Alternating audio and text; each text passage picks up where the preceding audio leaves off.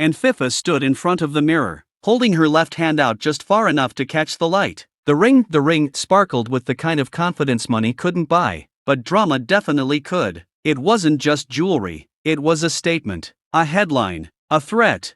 Looks like someone did, she murmured to herself, tilting her hand slightly, and they better be ready for what comes next. Her phone buzzed again. Notifications poured in like a flood breaking through a weak dam. Messages, tags, speculation, screenshots of screenshots. Someone had already zoomed in on her hand from a blurry video clip she posted 10 minutes ago. Internet detectives were working overtime. Who is he? Is it real? Is she trolling? Is this another red bag situation? Anfifa smirked. Let them wonder. Across town, in a cramped apartment filled with mismatched furniture and the faint smell of burnt toast, Mila stared at her phone in disbelief. No,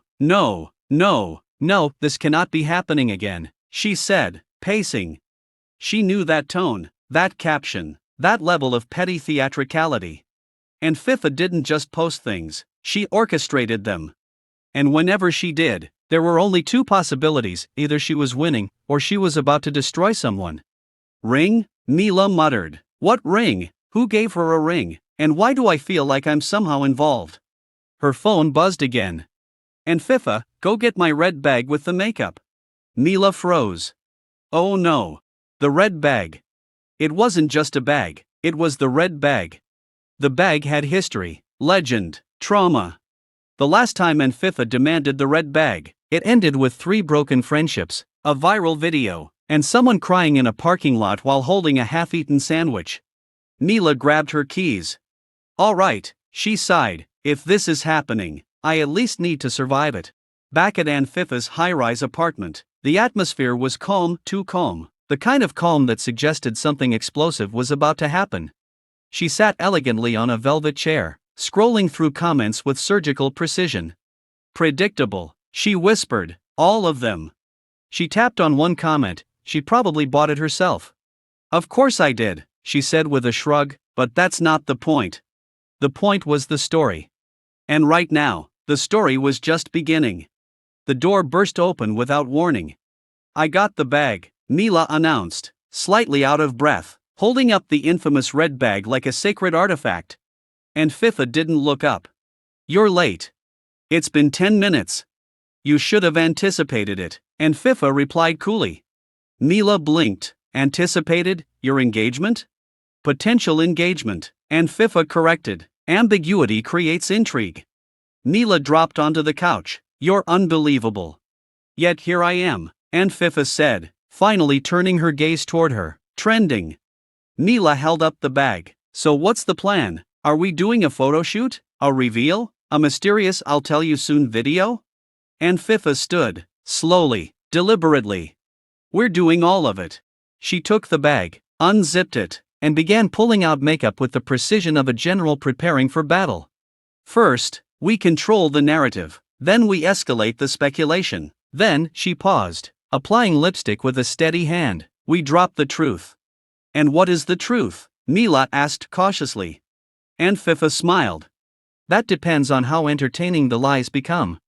Hours later, the internet was in full meltdown. A photo appeared. Then another. Then a short video, just enough to show the ring again, but not enough to confirm anything else. A shadow in the background, a silhouette that could be anyone. The caption? Some things are worth the wait. Mila refreshed her feed for the 100th time. You're trending in 3 countries, she said. People are analyzing the reflection in the ring. As they should, Anfifa replied, sipping iced coffee. I gave them something to work with. This is insane. This is strategy. But then something unexpected happened. A new post appeared. Not from Anfifa. From an account no one recognized. A simple image, a close-up of a hand, her hand, wearing the same ring. But this time, there was another hand holding it. And the caption read. She said yes. Mila's eyes widened. Okay, was that you? Anfifa didn't answer immediately. She stared at the screen, her expression unreadable.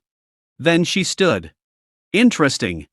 Interesting? Mila nearly screamed. Someone just claimed they're engaged to you. Yes, Anfifa said calmly, And now we find out who thinks they're part of my story. The room shifted. What had started as a controlled spectacle was now something else, something unpredictable. And Anfifa hated unpredictable. Get the bag, she said. Mila blinked. The red bag? You already have it. No, Anfifa replied, grabbing her phone and slipping on sunglasses. The other one. There's another one? Don't ask questions, Anfifa snapped. Just move. Night fell over the city as they stepped out into the chaos. The world was watching. Speculating. Choosing sides in a story no one fully understood.